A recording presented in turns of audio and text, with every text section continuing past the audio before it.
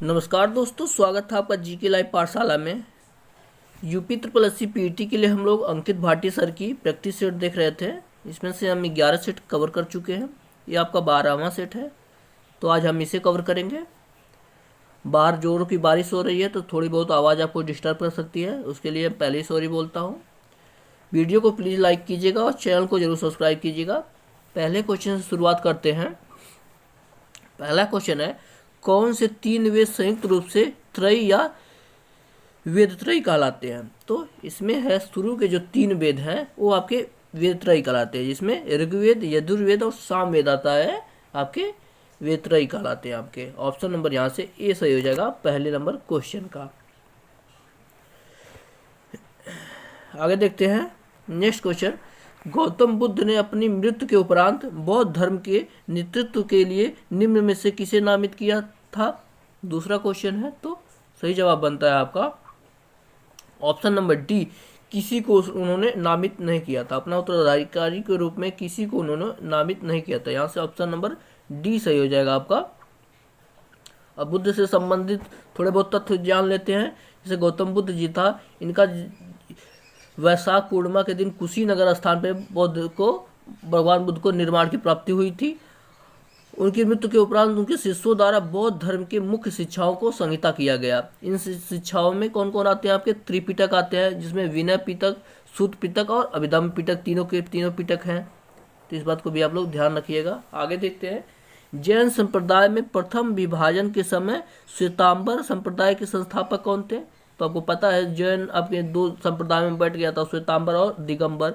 तो पूछा गया आपका श्वेतांबर के प्रतिपादक कौन थे? तो आपके स्थूल भद्र थे, आपके श्वेतांबर के प्रतिपादक। आपके यही दिगंबर की बात की जाए तो आपके भद्रबाहु आते हैं, तो स्थूल भद्र आते हैं। तीसरा नंबर क्वेश्चन का सही जवाब ऑप्शन नंबर ए सही हो जाएगा आपका। अगले क्वेश्चन पर आते हैं। अंग्रेजी भारतीय सेना में चर्बी वाले कारतूस से चलने वाली एनफील्ड राइफल कल शामिल की गई थी? तो ये शामिल की गई थी आपकी जनवरी 1857 में आपकी शामिल की गई थी। आपका चौथा का ऑप्शन नंबर यहाँ से सी से हो जाएगा आपका, जनवरी 1897 में शामिल की गई थी। और इसमें गाय और सुअर की चर्बी मिली होती थी, इसीलिए इसका विरोध हुआ था आपका। और इसे आपका जो सैनिक थे उन्हें मुंह से काट करके निकालना पड़ता था, इसलिए उसका विरोध हुआ था आपका। और इसकी शुरुआत आपके मंगल पांडे ने की थी, आपको पता ही है। अगला क्वेश्चन देखते हैं। हर्ष के दरबार में ह्वेन सांग को एक दूत के रूप में किसने भेजा था? 5वां क्वेश्चन है, तो सही जवाब होता है आपका ऑप्शन नंबर ए, ताई सुंग ने बेचा था आपको ह्वेन सांग को हर्षवर्धन के दरबार में। आपका ऑप्शन नंबर ए सही हो जाएगा 5वें नंबर क्वेश्चन का। आगे देखते हैं नेक्स्ट क्वेश्चन। भारतीय राष्ट्रीय कांग्रेस के प्रथम अधिवेशन कितने प्रतिभागियों ने भाग लिया?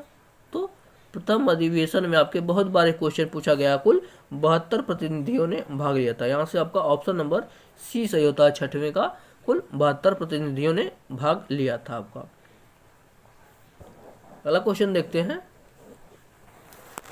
7 नंबर का क्वेश्चन है। भारतीय राष्ट्रीय कांग्रेस को किसने भीख मांगने वाली संस्था कहा था? तो ये कहा था आपको अरविंद घोष ने कहा था आपका। ऑप्शन नंबर यहाँ से सी सही हो जाएगा 7वें नंबर क्वेश्चन का। अरविंद घोष ने भारतीय राष्ट्रीय कांग्रेस को एक भीख मांगने वाली संस्था कहा था, सही जवाब होता है। अगला क्वेश्चन देखते हैं। निम्नलिखित में से किसको अंग्रेजी सरकार ने काकोरी षड्यंत्र के मामले में फांसी पर चढ़ा दिया था? तो सही जवाब इसका बनता है option number B, Ram Prasad Bismil जी को चढ़ाया था आपका।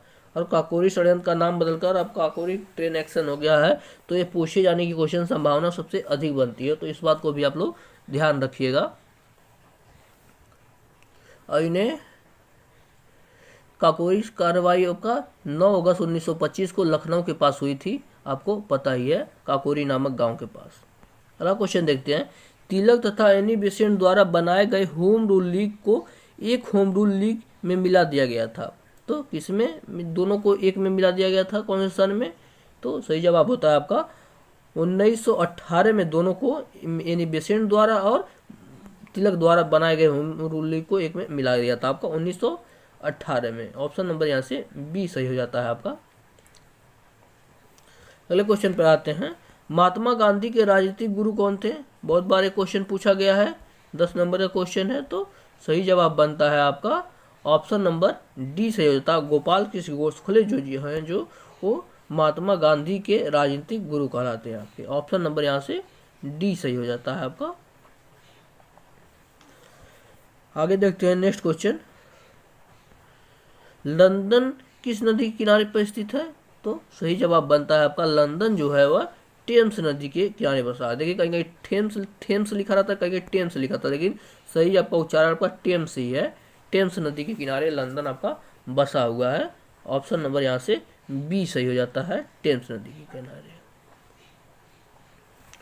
आगे देखते हैं कुछ नदी के किनारे प्रमुख शहर पूछे जाते हैं। जैसे रोम पूछा जाता है तो टाइबर नदी के किनारे बसा हुआ है। बगदाद पूछा जाता है वो टिर्गिस नदी के किनारे बचा होता है। पेरिस की बात जहाँ की जाती है वो सीन नदी के किनारे बसा हुआ। काहिरा पूछा जाता हुआ आपके नील नदी के किनारे बसा हुआ। इस तरह से क्वेश्चन पूछे जाते हैं, तो आप लोग इस बात को ध्यान रखिएगा। अगला क्वेश्चन है आपका, भारत में किस जलप्रपात को लोकप्रिय रूप से नियाग्रा जलप्रपात के तौर पे जाना जाता है? तो यह है आपका चित्रकूट जलप्रपात जो है उसे नियाग्रा जलप्रपात के नाम से भी जाना जाता है आपका। ऑप्शन नंबर बी से हो जाएगा 12 नंबर क्वेश्चन का। चित्रकूट जलप्रपात जो आपका छत्तीसगढ़ राज्य के बस्तर जिले में इंद्रावती नदी पर है। इस बात को भी आप लोग ध्यान रखिएगा। और इसकी कुल ऊंचाई की अगर बात की जाए तो आपका 90 फीट है आपके। अगला क्वेश्चन है, भारत में मानसून की अवधि औसतन कितने समय के लिए विस्तारित होती है? 13 नंबर क्वेश्चन है, तो सही जवाब होता है आपका ऑप्शन नंबर बी सही होता है। 100 से लेकर 120 दिन तक आपका विस्तारित रहती है मानसून की अवधि आपकी। ऑप्शन बी सही होता है 13 नंबर क्वेश्चन का आपका।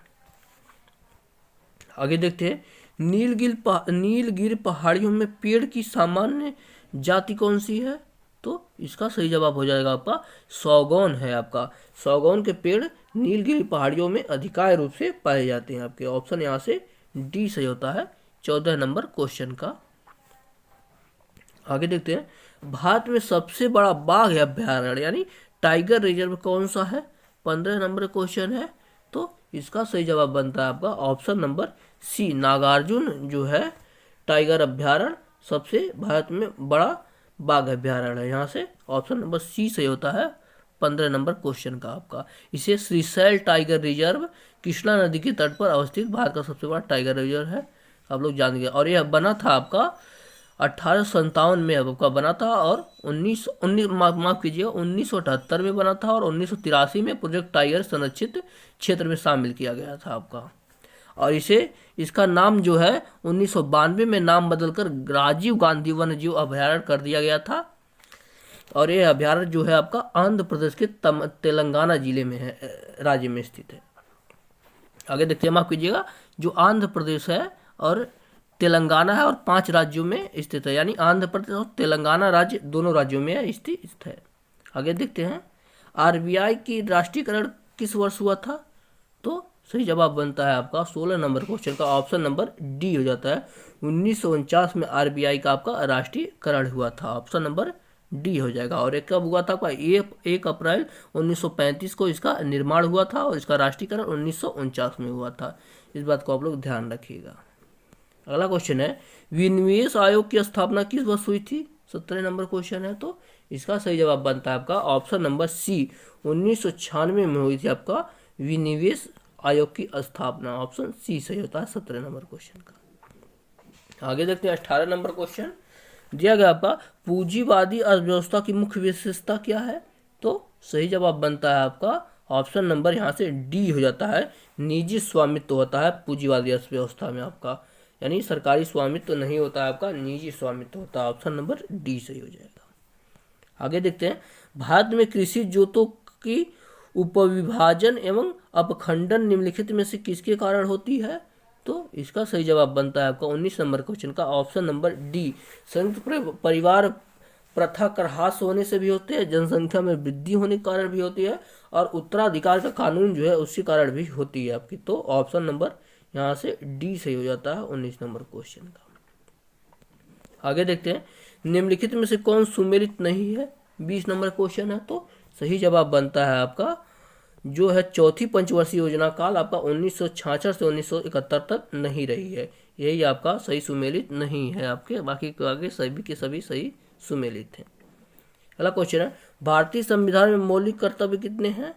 21 नंबर क्वेश्चन। तो सही जवाब बनता है आपका ऑप्शन नंबर बी सही होता है। 21 नंबर क्वेश्चन का कुल आपके कितने हैं? 11 मौलिक कर्तव्य हैं। ऑप्शन बी सही बनता है 21 नंबर क्वेश्चन का। अब मौलिक कर्तव्य आपके कब जोड़ा गया था संविधान में आपके? तो मौलिक कर्तव्य की अगर बात की जाए तो 42वें संविधान संशोधन द्वारा 1976 में स्वर्ण सिंह समिति के आधार पर आपको जोड़ा गया था और इसे भाग 4 को में रखा गया था आपका। मूल रूप से आपके 10 मौलिक कर्तव्य थे, लेकिन बाद में आपके 86वें संविधान संशोधन 2002 में आपका एक मौलिक कर्तव्य और जोड़ा गया, तो आपसे मिला जुला के कुल कितने मौलिक कर्तव्य हो गए आपके? 11 मौलिक कर्तव्य हो गए। अगला क्वेश्चन है, भारत के राष्ट्रपति की महाभियोग की प्रक्रिया क्या है? 22 नंबर क्वेश्चन है। तो महाभियोग की प्रक्रिया एक अर्ध न्यायिक प्रक्रिया है आपका। तो यहाँ से आपका ऑप्शन नंबर ए सही होता है आपका, एक अर्ध न्यायिक प्रक्रिया है। आगे देखते हैं, और पूछा जाता है राष्ट्रपति में महाभियोग लाने के लिए किस में आपका पारित होना चाहिए? तो उसमें लोकसभा किसी भी आपके संसद में पारित होना चाहिए, या तो लोकसभा या राज्यसभा कहीं से भी इसका सदन में शुरू किया जा सकता है, इसका कोई बाध्य नहीं है आपका। और आगे देखते हैं नेक्स्ट क्वेश्चन, वो विषय जिस पर केंद्र और राज्य सरकारें दोनों कानून बना सकते हैं किसमें उल्लिखित है? तो ये आपका समवर्ती सूची में आती है, जिसमें राज्य सरकारें और संघ सरकारें दोनों आपका कानून बना सकते हैं समवर्ती सूची के अंतर्गत आपके। और समवर्ती सूची की अगर बात की जाती है तो इसके अंतर्गत कुल कितने विषय हैं? कुल 52 विषय हैं, जिसपे राज्य सरकार और केंद्र सरकार दोनों कानून बना सकती है आपकी। आगे देखते हैं, राष्ट्रीय पंचायती राज दिवस कब मनाया जाता है? तो प्रतिवर्ष ये आपके 24 अप्रैल को राष्ट्रीय पंचायती दिवस मनाया जाता है आपका। यहाँ से सही जवाब होता है आपका ऑप्शन नंबर बी सही हो जाता है आपका, 24 अप्रैल को क्वेश्चन नंबर 24 का सही जवाब आपका। और पहली बार पंचायती राज कब हुआ था आपका? तो आपका 73वें संविधान संशोधन द्वारा 24 अप्रैल 1992 में आपका लागू हुआ था आपका। और पहली बार पंचायती राज दिवस आपका 2010 में मनाया गया था, इस बात को आप लोग ध्यान रखिएगा। आगे देखते हैं, पंचायती राज संस्था का अधिकतम आय स्रोत क्या है? तो पंचायती राज में सबसे अधिक आय का स्रोत क्या है? तो इसका सही जवाब बनता है आपका ऑप्शन नंबर सी, सरकारी अनुदान है। सरकारी अनुदान ही सबसे ज़्यादा मिलता है पंचायती राज व्यवस्था में, बाकी टैक्स बहुत नाम मात्र होता है। अगला क्वेश्चन देखते हैं, किसी लिफ्ट में किसी व्यक्ति का प्रत्यक्ष भार वास्तविक भार से कम होता है, जब वह लिफ्ट क्या होती है? सही जवाब बनता है आपका ऑप्शन नंबर बी, त्वरित से के साथ नीचे जाती है, यानी त्वरित के साथ आपको जब नीचे जाती है तो उसका जो भार है वास्तविक भार से कम हो जाता है। ऑप्शन नंबर यहाँ से बी सही हो जाता है 26 नंबर क्वेश्चन का। आगे देखते हैं, प्रेशर कुकर में खाना देख लेते हैं चालू है नहीं, हाँ चालू है। प्रेशर कुकर में खाना कम समय में पकता है, क्यों कम समय में पकता है? तो आपका अधिक दाब के कारण उबलते पानी का ताप बढ़ जाता है आपका। ऑप्शन नंबर यहाँ से सी सही हो जाता है 27 नंबर क्वेश्चन का। आगे देखते हैं, जोरों का मुझे बुखार है तो आवाज़ में थोड़ी बहुत हो सकती है, तो उसके लिए आप लोग माफ़ कीजिएगा, लेकिन आपके लिए लेक्चर लाना ज़रूरी था, तो प्लीज़ वीडियो को लाइक ज़रूर कीजिएगा। देखते हैं अगला क्वेश्चन, जंगल में लगने के लिए जंग लगने के लिए 3 घटक होने आवश्यक हैं, जो कौन कौन से हैं? जंग लगने की बात की जा रही है, तो सही जवाब बनता है आपका ऑप्शन नंबर डी, लोहा, ऑक्सीजन व आर्द्रता होनी चाहिए आपका। ऑप्शन नंबर यहाँ से डी सही हो जाएगा। आगे देखते हैं, कोबाल्ट 60 आमतौर पर विकिरण चिकित्सा यथा कैंसर जैसे रोगों में प्रयुक्त होता है, क्योंकि यह उत्सर्जित करता है। क्या उत्सर्जित करता है? तो सही जवाब बनता है आपका गामा किरणें उत्सर्जित करता है। यहाँ से ऑप्शन नंबर या सी से हो जाएगा आपका, गामा किरणें उत्सर्जित करता है। आगे देखते हैं, मानव शरीर के लिए अनिवार्य एमिनो अम्लों की संख्या होती है, कितनी होती है? तो सही जवाब है आपका 20 होती है। ऑप्शन नंबर बी सही है 30 नंबर क्वेश्चन का। आगे हम मैथ स्किप करके देखेंगे।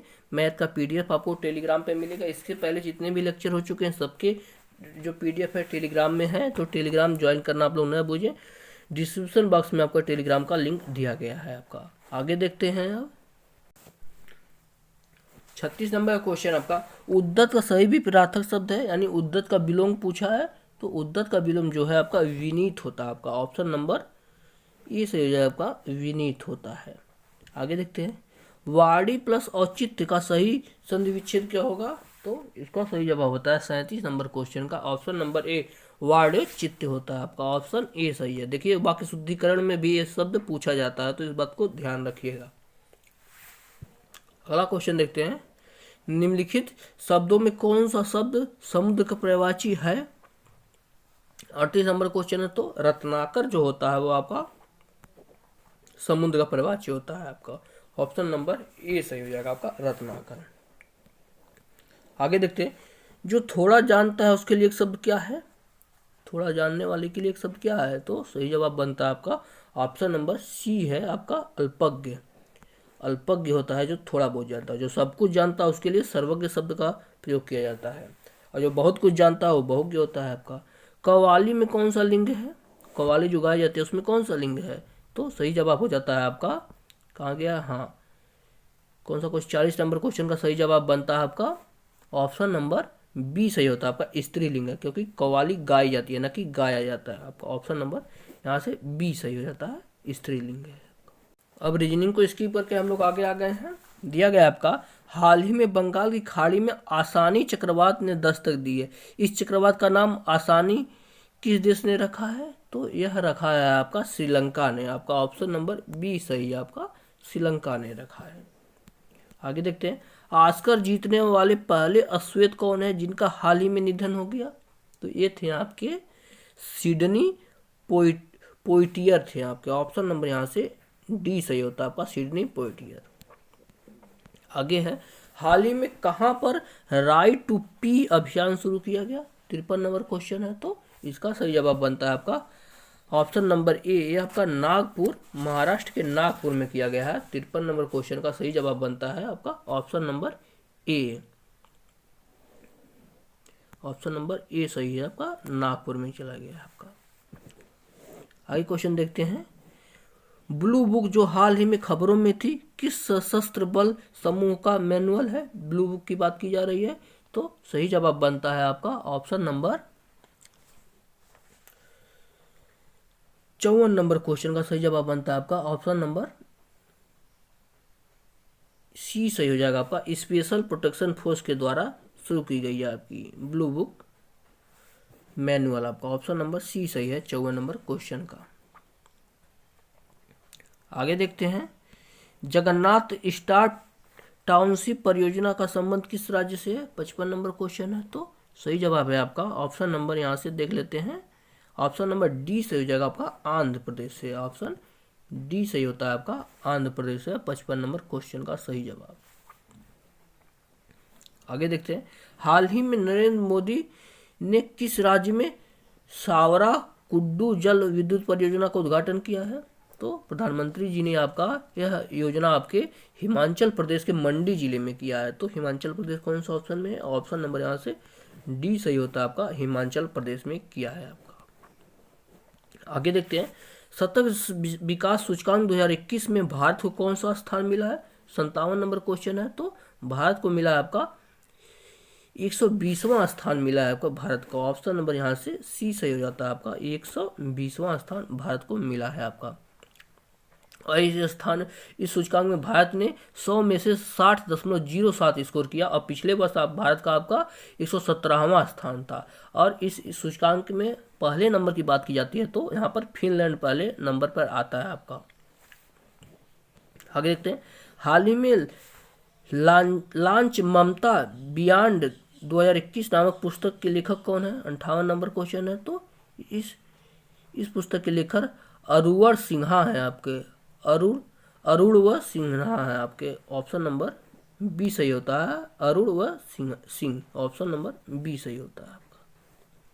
आगे देखते हैं, पंजाब के मोहाली अंतर्राष्ट्रीय हॉकी स्टेडियम का नाम बदलकर किसके नाम पर रखा गया है, 59 नंबर क्वेश्चन है, तो इसका नाम बदलकर बलबीर सिंह सीनियर के नाम से रखा गया आपका।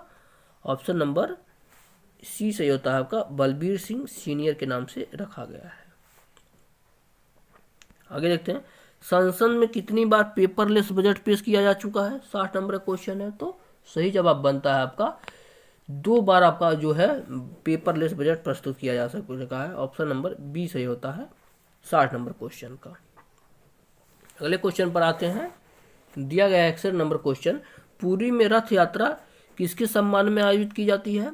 61 नंबर क्वेश्चन है। तो भगवान जगन्नाथ के याद में की जाती है। आपको ऑप्शन नंबर सी से होता है आपका भगवान जगन्नाथ की याद में आपको रथ यात्रा निकाली जाती है। आगे देखते हैं नेक्स्ट क्वेश्चन, सान जोस किस देश की राजधानी है? तो सान जोस की बात करा जाए तो ये आपका कोस्टारिका की राजधानी है। आपके ऑप्शन नंबर सी सही होता है आपका कोस्टारिका की राजधानी है। यहीं फिजी जो दिया है, फिजी की बात की जाए तो इसकी राजधानी आपकी सुआ है। और चिली की बात की जाए तो इसकी राजधानी आपके सेंटियागो है। और उरुग्वे की राजधानी की बात की जाए तो यहाँ इसकी राजधानी हो जाती है मोंटेवीडियो हो जाती है आपकी उरुग्वे की राजधानी। आगे देखते हैं, नीलम संजीव रेड्डी भारत के कौनवें नंबर के राष्ट्रपति थे? 63 नंबर क्वेश्चन पूछा गया है। तो नीलम संजीव रेड्डी जो है आपके भारत के 6ठे नंबर के राष्ट्रपति थे। आपका ऑप्शन नंबर यहाँ से बी सही हो जाता है आपका 6ठे नंबर के राष्ट्रपति थे आपके। यहीं पहले नंबर की बात की जाती है। 1 से 6 नंबर सीरियल देख लेते हैं हम, क्योंकि शुरू से पूछने जाने की संभावना ज़्यादा रहती है। पहले नंबर की बात की जाए तो यहाँ पर आ जाते हैं आपके डॉक्टर राजेंद्र प्रसाद जी आ जाते हैं। दूसरे नंबर की बात की जाती है तो आपके डॉक्टर सर्वपल्ली राधाकृष्णन जी आ जाते हैं। तीसरे नंबर की बात की जाती है तो आपके जाकिर हुसैन जी आ जाते हैं।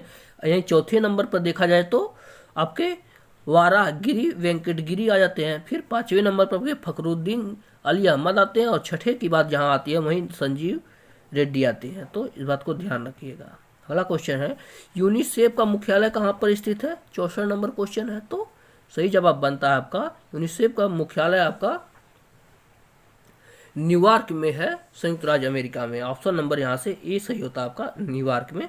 64 नंबर क्वेश्चन का। आगे देखते हैं 65 नंबर का क्वेश्चन, टावर ऑफ विक्ट्री कहाँ पर स्थित है? 65 नंबर का क्वेश्चन है। तो यह टावर ऑफ विक्ट्री से विजय स्तंभ, इसी को देखिए हिंदी में देखिए क्वेश्चन इंग्लिश में भी पूछ सकता है, इस बात को ध्यान रखिएगा। अभी आपको विजय स्तंभ की बात की जाए तो आपको तुरंत बता देंगे कि राजस्थान के चित्तौड़गढ़ में है, लेकिन टावर ऑफ विक्ट्री पूछ दिया तो लोग कंफ्यूज हो जाते हैं। तो ये भी आपका उसी की बात की जा रही है, विजय स्तंभ की, यानी आपका चित्तौड़गढ़ में है। ऑप्शन नंबर डी सही हो जाएगा। 66 नंबर क्वेश्चन है, सही मिलान करना है आपका। तो क्या हो जाएगा, भरतनाट्यम जो है वह कहाँ पर मनाया जाता है? तो आसान चीज़ है आपका, भरतनाट्यम तमिलनाडु में होता है। कुचिपुड़ी आपको पता ही है आंध्र प्रदेश में होता है। कथकली जहाँ आती है तो वहाँ आपका क्या होता है, केरल हो जाता है। और ओडिसी आपकी उड़ीसा में होता है। इस तरह से आपका मिला देंगे। तो सही जवाब 66 नंबर क्वेश्चन का हो जाएगा आपका ऑप्शन नंबर ए सही हो जाएगा आपका 66 नंबर क्वेश्चन का सही जवाब। यहाँ देख लेते हैं क्या दिया गया है आपका ऑप्शन, यहाँ से ऑप्शन ए सही होगा। पहले का चौथा से, दूसरे का तीसरा से, तीसरे का दूसरा से और चौथे का पहला से मिलाएंगे। अगला क्वेश्चन है, भारत में ईसाई धर्म का प्रचार सर्वप्रथम किसने किया? 67 नंबर क्वेश्चन है। तो सही जवाब आता है आपका ऑप्शन नंबर ए सही हो जाता है आपका सेंट थॉमस ने किया था। आपका ऑप्शन नंबर ए सही होता है 67 नंबर क्वेश्चन का।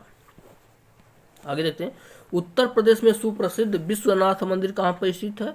68 नंबर क्वेश्चन है। तो आपका विश्वनाथ मंदिर जो है वह आपके वाराणसी में स्थित है, जो भगवान शिव को समर्पित एक प्रसिद्ध हिंदू मंदिर है। तो कहाँ पर स्थित है? आपके वाराणसी में स्थित है। ऑप्शन नंबर ए सही होता है 68 नंबर क्वेश्चन का। आगे देखते हैं, कबड्डी खेल की समाधिवत कितना होती है? तो कबड्डी जो है आपकी 69 नंबर क्वेश्चन का सही जवाब होता है आपका ऑप्शन नंबर 20, 40 मिनट की होती है। यानी 20-20 मिनट की कुल 2 पारियां होती हैं, कुल 40 मिनट होती हैं आपकी। ऑप्शन नंबर यहाँ से बी सही होता है 69 नंबर क्वेश्चन का। 70 नंबर का क्वेश्चन देखते हैं, ग्लोबल वार्मिंग के लिए जिम्मेदार कौन है? 70 नंबर क्वेश्चन सही जवाब होगा option number D. Carbon dioxide भी है, नाइट्रस ऑक्साइड भी और मेथेन गैस भी है, सभी के सभी सही हैं। आपका ऑप्शन नंबर यहाँ से डी सही हो जाता है। अब आपके गद्यांश 2 दिए गए हैं। जैसा कि हर बार मैं बोलता हूँ सबसे ज़्यादा महत्वपूर्ण यही है, क्योंकि यहाँ से 10 नंबर आपके एकदम फिक्स हो जाते हैं। तो इस पर आप लोग विशेष ध्यान रखिएगा।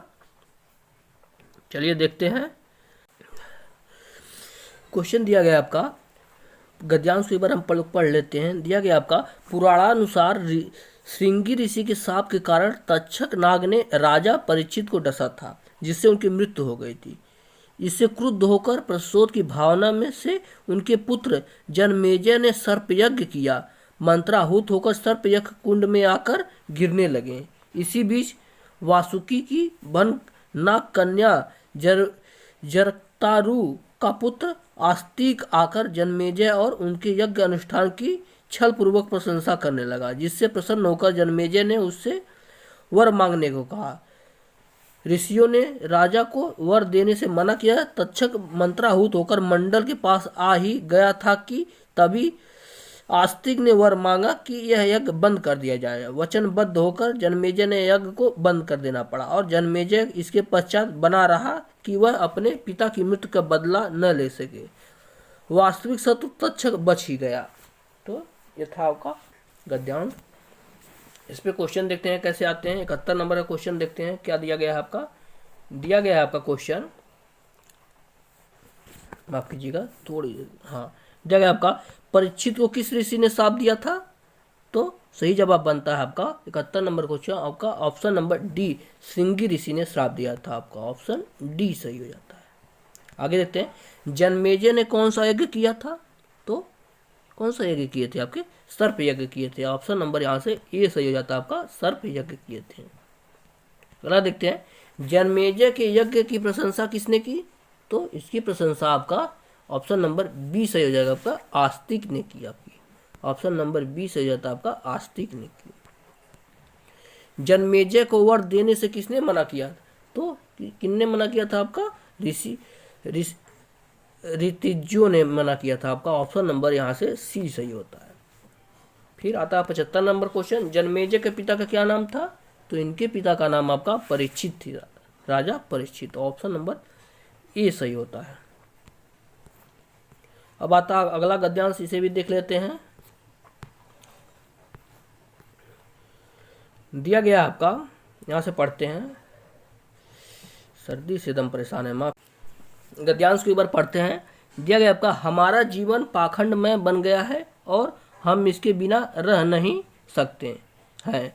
अपने सार्वजनिक जीवन अथवा निजी जीवन में कहीं भी देखे हम एक दूसरे को छलने की कला का खुलकर उपयोग कर रहे हैं। इसके बावजूद यह विश्वास करते हैं कि हम ऐसा कुछ भी नहीं कर रहे हैं। हम इस प्रकार की भाषा का प्रयोग कर रहे हैं जिसकी उस अवसर पर कोई आवश्यकता नहीं है। हम किसी भी बात को यह जानते हुए कि वह सही अथवा सत्य नहीं है, लेकिन उसके प्रति निष्ठा या विश्वास इस तरह प्रकट करते हैं कि जैसे हमारे लिए वही एकमात्र सत्य है। हम सब इसलिए सरलता से कर लेते हैं क्योंकि आज पाखंड एवं दिखावा हमारे जीवन में एक अभिन्न अंग बन गया है। आज हम में से अधिकांश लोग स्थिति मुंह में कुछ और मन में कुछ और वाली बन गई है। क्वेश्चन कैसे बन रहे हैं देखिए, 76 नंबर क्वेश्चन है, छलने की कला का हम किस प्रकार उपयोग कर रहे हैं। तो इसका सही जवाब बनता है आपका खुलकर उपयोग कर रहे हैं, जैसा गद्यांश में बताया गया है। आपका ऑप्शन नंबर यहाँ से डी सही हो जाता है। आगे देखते हैं, मुंह में राम बगल में छुरी, इसका अर्थ इनमें से किस वाक्य से पता चलता है। तो सही जवाब बनता है आपका मुंह में कुछ और मन में कुछ और। ऑप्शन नंबर बी सही है, यानी सामने से कुछ और कर रहे हैं और मन में कुछ और है आपके। आगे देखते हैं, हमने जीवन का अभिन्न अंग किसे बना लिया है। तो सही जवाब बनता है आपका पाखंड और दिखावा को बना लिया है। आपका ऑप्शन नंबर यहाँ से ए सही होता है। आगे देखते हैं, यह जानते हुए कि बात गलत है हम उसके प्रति निष्ठा प्रकट करते हैं क्योंकि 79 नंबर क्वेश्चन है। तो सही जवाब बनता है आपका ऑप्शन नंबर सी, पाखंड और दिखावा हमारे जीवन का अभिन्न अंग बन गए। आपका ऑप्शन नंबर सी सही होता है। और आज का लास्ट क्वेश्चन देखते हैं, गद्यांश का उपयोग शिक्षक क्या हो सकता है। तो यह आपका पाखंड आधुनिक जीवन का सत्य हो सकता है। आपका ऑप्शन नंबर यहाँ से डी सही हो जाता है। तो ये आपका 12 नंबर का सेट है। इसके बाद मात्र एक सेट बनता है 13 नंबर का सेट, क्योंकि 15 में से 2 जो हैं वो आपके पहले के प्रीवियस ईयर के पेपर हैं, तो उसे आप लोग पहले भी देख चुके हैं। तो इसके बाद आपका जो यहाँ से पाईग्राफ बचता है तो उसे आप लोग DI को PDF के द्वारा सॉल्व कर लेंगे, PDF आपको मिल जाएगा। अब मिलते हैं किसी नेक्स्ट लेक्चर में, तब तक के लिए धन्यवाद। वीडियो को जरूर लाइक कीजिएगा, चैनल को जरूर सब्सक्राइब कीजिएगा। धन्यवाद।